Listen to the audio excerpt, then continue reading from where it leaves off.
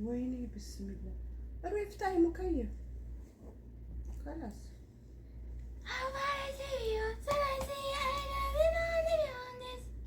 ስፔሲፊካሊ ከመጣህና ካወራኝ እኔ ሴቶቹን በተደጋጋሚ በአደባባይ በግልጽ ቋንቋ የማወራው ሴቶቹ ፋይናንሻሊ ኢምፓወርድ መሆን አለባቸው፣ ካፓሲቴትድ መሆን አለባቸው ብዬ አምናለሁ። አቅም ይኑራቸው።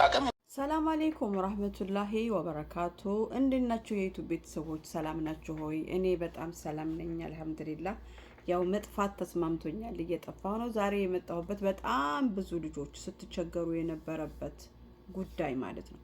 በገጠሩ ክፍለ አካባቢ ያላችሁ፣ በጠለብ ያላችሁ ልጆች፣ እንደዚሁ ደግሞ ይጋማ የሌላችሁ ልጆች፣ ወደ ኤምባሲ መምጣት የማትችሉ በተለያየ ምክንያት እኔንም በዋትስአፕ በጣም በብዛት የምትጠይቁኝ ጥያቄ ይሄንን ነገር በአሁኑ ሰዓት መንግስት በደንብ አድርጎ አስተካክሎላችኋል ማለት ነው። አልሐምዱሊላህ ለሁላችንም ነው። ይሄ ለመላው ኢትዮጵያዊ የሚጠቅምና የሚያስደስት ነገር ነው። እኔ ይሄንን ቪዲዮ ልሰራ የቻልኩት ሀታ ትላንትና 2 ልጆች ጠይቀው ነበር። ዛሬ ደግሞ ጁምአ ይህን ቪዲዮ በምሰራበት ሰዓት የሆነች እህት ደውላልኝ ነበር እያለቀሰች፣ እንዴት አባቴ ላድርግ፣ ሀገር መሄድ አልችልም፣ ኬዜ እንደዚህ ነው እና እባክሽን የምትተባበሪ ነገር ካለ መውጣት አልችልም፣ ተፍቲሽ ነው ምናምን እያለች ነበር። ታውቃላችሁ አሁን ደግሞ ሀጅ ላይ ትንሽ ትኩረት ያደርጋሉ። እንደውም ዘንድሮ ምንም ነገር የለም ማለት ይቻላል ማለት ነው። እና ይሄው ምንድነው ደግሞ እንትን አላሁመ ሰሊ አለ መሐመድ ውክልና መስጠት። ውክልና ለመስጠት የግድ ኤምባሲ ሂደን ምስክር ይዘን ከዛ ነበረ ውክልና የምንሰጠው ማለት ነው። አሁን ግን መንግስት ምን አድርጓል ማለት ነው?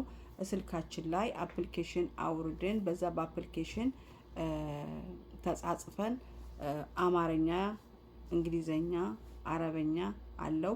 እንግዲህ ሰው መቼም በቋንቋው ጽፎ መግባባት ካልቻለ የለም ማለት አይደለም። በጣም ብዙ ልጆች አሉ አማርኛ መጻፍ ማንበብ ማንችል ማለት ነው። እኔ እንኳን ራሴ እየረሳሁት ነው። በቤታችን አንድ ዝንብ ገብታለች ከትላንትና ጀምራ ኪራይ ትከፍላለች። እና ስልካችሁ ላይ አፕሊኬሽን አለ። ያንን አፕሊኬሽን ታወርዱና ውክልና መሙላት ትችላላችሁ ማለት ነው።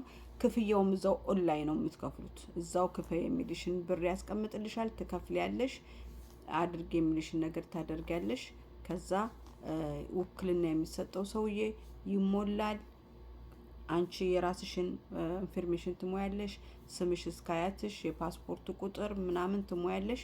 ይጋማ አያስፈልግም። ፓስፖርት ያላችሁ ልጆች ብቻ መታችሁ ምንድነው ስልካችሁ ላይ ይሄንን አፕሊኬሽን አውርዳችሁ ውክልና መስጠት ትችላላችሁ ማለት ነው። አሁን አንድ ትልቅ ነገር የተቃለለልን በተለይ አሁን ጠለብ ለመጡ ልጆች ብዙዎቹ ውክልና ለመስጠት በጣም እየተቸገሩ ነበርና እንደዛ ማድረግ ትችላላችሁ። ያልሰማችሁ ስሙ፣ የሰማችሁ ደግሞ አሰሙ። እህቶቻችን ይሄንን እድል እንዲጠቀሙበት እናድርግ። እሺ ስልካችን ላይ ልክ እንደ ማንኛውም ኤስቲሲቢ ወይም እያንዳንዱ አፕሊኬሽን እናንተ የምትፈልጉት እንደምትዋርዱት እንደዛ አውርዳችሁ ጉዳያችሁን መጨረስ ስለምትችሉ ይሄ ነገር ለኛ በጣም አስፈላጊና ጥሩ ስለሆነ እንድትጠቀሙበት በትህትና እንጠይቃለን፣ ወይም ደግሞ እናሳውቃችኋለን።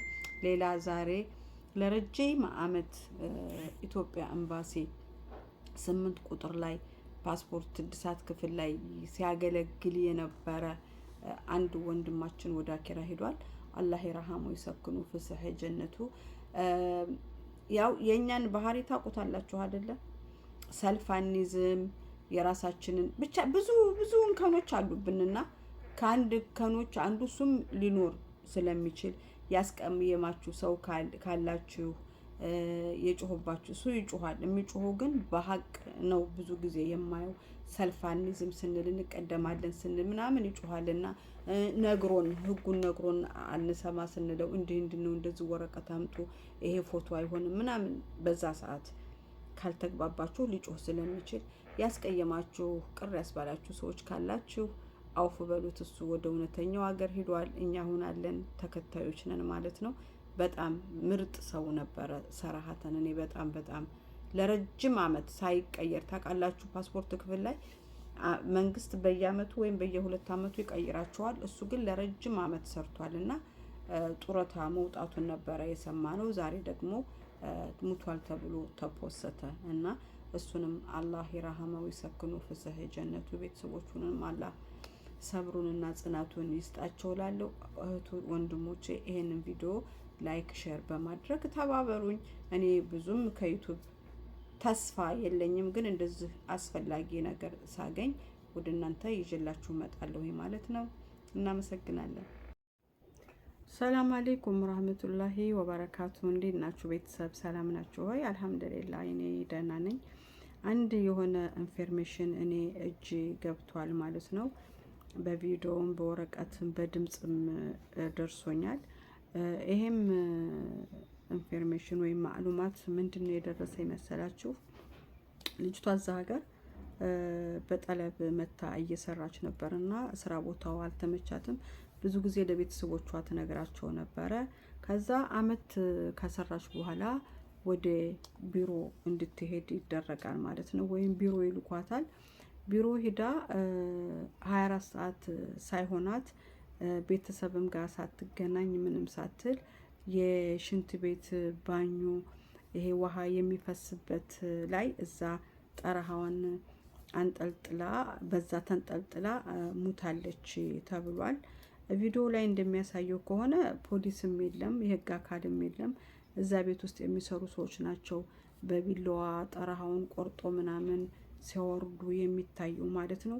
ይሄ ሁሉ ምንም ችግር አልነበረውም። ያኔ ራሷን አጠፋች እስከተባለ ድረስ ግን ልጅቱ ባልታወቀ ምክንያት ቤተሰቦቹ ሳይሰሙ እናት ሳትረዳ የውክልና ወረቀት ሳይሰራ ሬሳ ለማስላኪያ ይሄንን ያክል ብር አምጡ፣ ይሄንን ያክል ብር አምጡ ብለው በሳምንት ውስጥ ካምታቷቸው በኋላ መጨረሻው ላይ የጠየቅናችሁን ገንዘብ አላመጣችሁም፣ ልጅቱን ቀብረናታል ብለው አረፉ። ልጅቱን ማን ነው የቀበራት ተብሎ በሚጠየቅበት ሰዓት ልጅቱን የቀበራት ፖሊስ ነው አሉ። ይሄ ኢንፎርሜሽን ደግሞ ትክክል አይደለም ማለት ነው። የሆነ ነገር ከጀርባው እንዳለ ተረድተናል።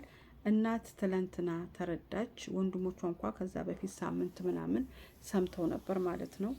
አሁን ኦልሬዲ ክስ ተጀምሯል። በውጭ ጉዳይ ሚኒስቴር ተደርጎ በኤምባሲ ተደርጎ እችን ልጅ ሊያስቀበራት የቻለው ክፍል ወይም ደግሞ ቤተሰብ ሳያውቅ ውክልና ወረቀት ተጽፎ ከሆነ እንጠይቃለን ማለት ነው።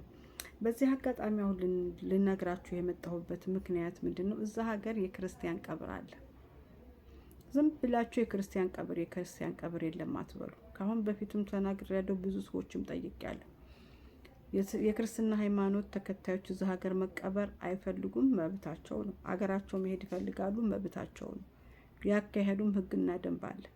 የዛ ሀገር መንግስት ደግሞ አንድ ሰው ሙቶ በውክልና ወረቀት ከኤምባሲው መጥቶ አስቀባሪ ክፍል ከሌለ ሙስሊሙንም ክርስቲያኑንም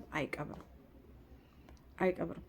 የዛ ሀገር መንግስት ሊቀብር የሚችለው አንድ ሰው ተይዞ ሽሜሲ ገብቶ ታሞ ከሞተ ለአንድ ወር ጊዜ ይሰጣል። ለምን? ማይንዱ ሀውያ ምንም እንትን የለውም። ለኤምባሲው ካሳወቀ በኋላ አንድ ወር ይጠብቅና እነዛንም አንድ ጓደኛችን ሰኢድ የሚባል አላህ ይርሐመው መቀበሩን እናስታውሳለን። በኮሮና ጊዜ እነሱን ብቻ ሊቀብር ይችላል እንጂ እዛ ሀገር ሬሳ በጣም የሚከበርበት አገር ነው፣ አይቀበርም። እና ዝም ብላችሁ በማታውቁት ነገር እየገባችሁ እንትን አትበሉ። በዚህ አጋጣሚ ቢሮ ውስጥ የምትሰሩ እህቶች፣ አስተርጓሚዎች ሰው ሁናችሁ ተገኙ። ሰው ቢሞትባችሁም አይሞትባችሁም ለሐቅ ቁሙ። ከፊልሽም ይሁን የምትሰሪበትም ቢወት ይሁን እርዝቅሽም ቢሆን ለሐቅ እስካልቆምሽበት ድረስ አላህ ሱብሃነሁ ወተዓላ መጨረሻሽ አንቺም እንዳያምር ነው የሚሆነው። እችን ኢንፎርሜሽን ልነግራችሁ ፈልጌ ነው። በጣም ጠፍቻለሁ። ዩቲዩብ ላይ እስኪ ላይክ በማድረግ ተባበሩ። ሰላም አለይኩም ረህመቱላሂ ወበረካቱ። እንዴት ናችሁ ቤተሰብ? ሰላም ናችሁ ሆይ? አልሐምዱሊላህ እኔ ደህና ነኝ። አንድ የሆነ ኢንፎርሜሽን እኔ እጅ ገብቷል ማለት ነው። በቪዲዮም በወረቀትም በድምጽም ደርሶኛል። ይሄም ኢንፎርሜሽን ወይም ማዕሉማት ምንድን ነው የደረሰ ይመሰላችሁ? ልጅቷ እዛ ሀገር በጠለብ መታ እየሰራች ነበርና ስራ ቦታው አልተመቻትም። ብዙ ጊዜ ለቤተሰቦቿ ትነግራቸው ነበረ። ከዛ አመት ከሰራች በኋላ ወደ ቢሮ እንድትሄድ ይደረጋል ማለት ነው። ወይም ቢሮ ይልኳታል። ቢሮ ሂዳ 24 ሰዓት ሳይሆናት ቤተሰብም ጋር ሳትገናኝ ምንም ሳትል የሽንት ቤት ባኞ ይሄ ውሃ የሚፈስበት ላይ እዛ ጠረሃዋን አንጠልጥላ በዛ ተንጠልጥላ ሙታለች ተብሏል። ቪዲዮ ላይ እንደሚያሳየው ከሆነ ፖሊስም የለም፣ የህግ አካልም የለም። እዛ ቤት ውስጥ የሚሰሩ ሰዎች ናቸው በቢላዋ ጠረሃውን ቆርጦ ምናምን ሲያወርዱ የሚታዩ ማለት ነው። ይሄ ሁሉ ምንም ችግር አልነበረውም። ያኔ ራሷን አጠፋች እስከተባለ ድረስ ግን ልጅቱ ባልታወቀ ምክንያት ቤተሰቦቹ ሳይሰሙ እናት ሳትረዳ የውክልና ወረቀት ሳይሰራ ሬሳ ለማስላኪያ ይሄንን ያክል ብር አምጡ፣ ይሄንን ያክል ብር አምጡ ብለው በሳምንት ውስጥ ካምታቷቸው በኋላ መጨረሻው ላይ የጠየቅናችሁን ገንዘብ አላመጣችሁም፣ ልጅቱን ቀብረናታል ብለው አረፉ። ልጅቱን ማን ነው የቀበራት ተብሎ በሚጠየቅበት ሰዓት ልጅቱን የቀበራት ፖሊስ ነው አሉ። ይሄ ኢንፎርሜሽን ደግሞ ትክክል አይደለም ማለት ነው። የሆነ ነገር ከጀርባው እንዳለ ተረድተናል። እናት ትላንትና ተረዳች። ወንድሞቿ እንኳ ከዛ በፊት ሳምንት ምናምን ሰምተው ነበር ማለት ነው። አሁን ኦልሬዲ ክስ ተጀምሯል። በውጭ ጉዳይ ሚኒስቴር ተደርጎ በኤምባሲ ተደርጎ እችን ልጅ ሊያስቀበራት የቻለው ክፍል ወይም ደግሞ ቤተሰብ ሳያውቅ ውክልና ወረቀት ተጽፎ ከሆነ እንጠይቃለን ማለት ነው። በዚህ አጋጣሚ አሁን ልነግራችሁ የመጣሁበት ምክንያት ምንድን ነው? እዛ ሀገር የክርስቲያን ቀብር አለ።